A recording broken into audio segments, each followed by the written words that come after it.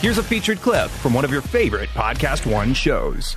So he was, and like you said, a non-drinker, no pills, no nothing. Just says he was an absolute saint of a husband on the road. And so going back to St. Louis, go out there, and they said, "Hey, Steve, here's what we'd like you to do. Go out and do a toast." And I'm like, "Yeah, I'll do it." But the thing about going back to my, I keep hesitating. The thing that was so discombobulating about that night, Duke, was the crowd reaction.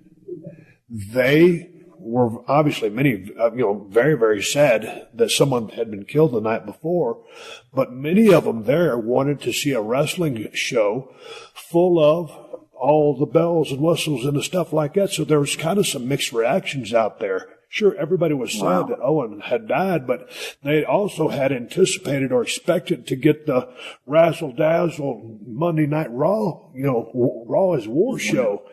And so it was kind of a weird deal going on with the vibe of that crowd. And I'm not saying there were 18,000 people who were inconsiderate or insensitive. It was a mixed feeling. And so, like, when I went out there and did my thing, it was just like, with about as much respect as I could do, went out there and said whatever I said kind of to myself. There wasn't no mic. I just went out there and left the beers for him. And should have went out there with water because, Owen would have never drank a beer. But no, there was no animosity, dude. It was just a weird, eerie feeling because, dude, you just lost one of your brothers. And when you're in the business, or like, hell, it could have been a bunch of guys working on the highway patrol. When you're in your inner circle and one of your buds goes down like that, you never wish that on nobody. So I just thought it was a weird night in general.